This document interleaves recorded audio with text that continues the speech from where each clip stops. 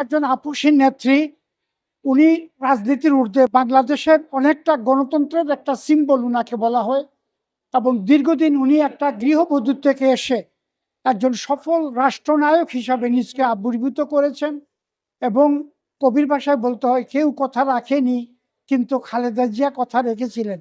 আপনাদের সবার মনে আছে 96-এর 12ই ফেব্রুয়ারির নির্বাচনের পর উনি জুনে আবার আরেকটা নির্বাচন দিয়েছিলেন।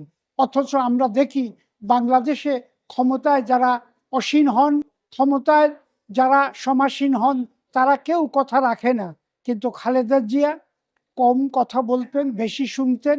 এই সমস্ত গুণাবলী তাকে অনন্য করে রাখবে, এবং মোটামুটি বাংলাদেশ যতদিন থাকবে ততদিন স্বর্ণাক করে গণতন্ত্রের জন্য এই খালেদা জিয়ার যে অনুভব আমরা করব, উনি শুধু বিএনপির নেত্রী না, সারা বাংলাদেশের গণতন্ত্রের একটা সিম্বল।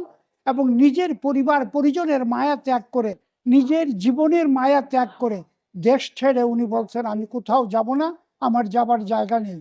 কাজেই আমরা সবাই তাকে স্যালিউট করি। উনার আল্লাহ যেন উনাকে জান্নাতে বড় মাকাম দান করেন, এবং সমগ্র দেশবাসীর সঙ্গে আমরাও আজকে তার দোয়াতে শরিক হয়েছি, এবং সবার কাছে দোয়া প্রার্থী যে উনার জন্য দোয়া করবেন। Thank you. বেগম খালেদা জিয়া সত্যিকার অর্থে একজন মহিয়সী নারী ছিলেন, যিনি বাংলাদেশকে একটা অনিশ্চয়তা থেকে একটা নিশ্চয়তার কান্ট্রিতে তিনি রূপান্তর করেছিলেন, 3বারের সফল প্রধানমন্ত্রী।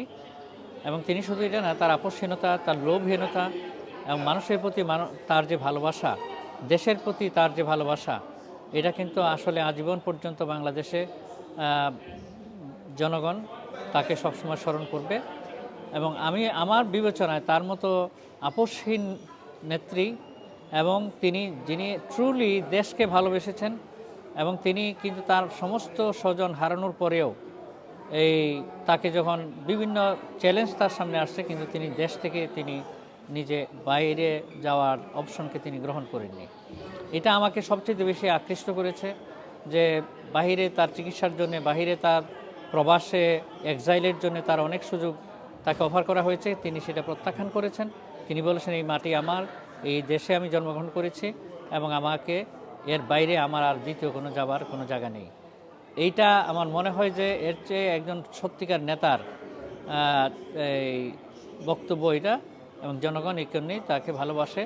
আমি মনে হয় যে প্রতিটি মানুষ, উনি রাজনীতির ঊর্ধ্বে, জলের ঊর্ধ্বে একজন সত্যিকার অর্থে বাংলাদেশের একজন পথিকৃৎ ছিলেন, গণতন্ত্রের, মানবাধিকারের এবং দেশের উন্নয়নের।